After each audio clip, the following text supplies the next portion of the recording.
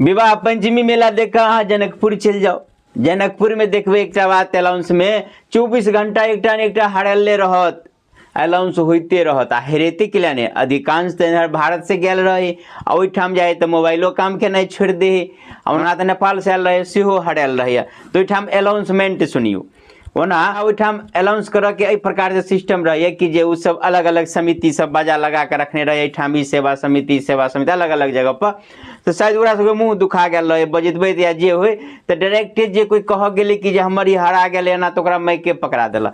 आ माइक जे पकड़ा दिला तो माइक में देखियो अलग अलग भाषा अहाँ के सुनाई देत। अब एक महिला कह रही छथी, हे गोलू के माई कता गेला हे, हम जे से अत बाबाजी सब जे खेला करे छ ओठाम छी, जल्दी आबो, बड़ी देर से खोज रहल छियो।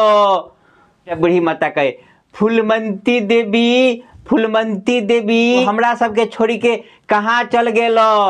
4 बजे से हम सब अत जे हमरा सबके बैठा दिल भूखले प्यासले पेड़ा पेड़ा तक रहल छियो, अत जल्दी आबो। हे फूलमंती देवी जब सुने छ तो जल्दी आबो। ताई उन्हर से कान में आवाज आओ, बलराम जादव जो समस्तीपुर से आए हैं, आपका बस खुल रहा है, जल्दी आ जाएं बस के पास, न तो बस खुल जाएगा, बाद में हमरा सबके नहीं कहिएगा, जहां भी है जल्दी आ जाओ। इस प्रकार से अलाउंस में यहाँ के विभिन्न भाषा के रिमिक्स सुनाई देते, हिंदी, मैथिली, भोजपुरी, अंगिका, बजरिका, सब के रिमिक्स जैसे में बजत रहे ओठान। ओना तो जनकपुर नेपाल में पड़िए, लेकिन नेपाली भाषा कतौ में अता पता अहाँ के नहीं देखा देत। आ ने नेपाली जो मूल नेपाली है जरा पहाड़ी कहे छे, तो ने पहाड़ी बेसी दिखाई देत या नहीं के बराबर दिखाई देत, आ ने ओकर भाषा दिखाई देत।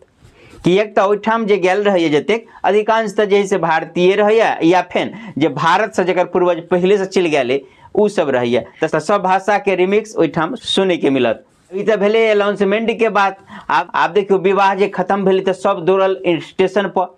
अब और मार्ग से जे है से आयल जे है, ई बागरा पता है तकरा पता नहीं, जरा पता है तो सब बुझे ट्रेन से जाए जयनगर के बाद जत जाए के इंडिया में उन्हर से जायल है तो ही बाटे। अब स्टेशन पर जे गेले तो नेपाली ट्रेन 6 बजे शाम के बाद बंद भ जाइए।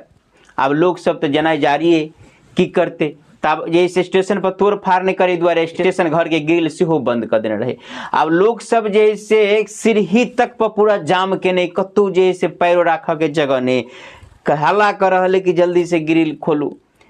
नीचा में जहाँ तहाँ बैठल ढंग से सुतू के जगह नहीं, तो एक बूढ़ी माता जैसे कह रही सब जो है ना, सब है हर आदमी सब है, जब बुझे है अब सरकार जे करे है से करे है। अब बूढ़ी माता बुझे कि सबटा जे है से मोदी कर रहे, चाहे भारत है नेपाल है, मोदी सरकार जे केलके से केलके आ नहीं केलके तक लोगों सब बढ़े है, अरे सब चल के लावे बुझे सब एतबे दिक्कत हुई है, एना ही हुई है तो चल के लावे है। ओना एक भाषा किछ और रही है, हम अपना हिसाब से कह रहे।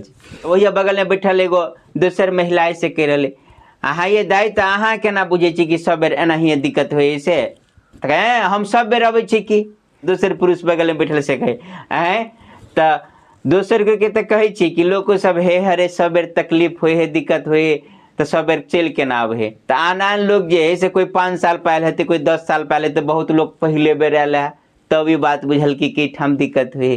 तैयो लोग सब कहे चलो हे हरे अहाँ तो अपने कहलिए अखने कि हम सब साल अबै छी आ सब बात अहाँ के बुझले है, तो अहाँ तो बुद्धिमान छी, सब बुझो सुझो के परेशान होइले अहाँ केना चलि अबै छी।